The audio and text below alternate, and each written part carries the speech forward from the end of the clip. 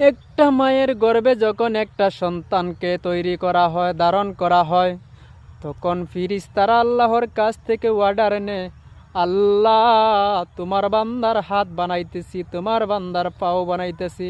আল্লাহ যখন ফিরিস্তাদেরকে অর্ডার দিলেন, তখন ফিরিস্তারা শুরু করতে লাগলো।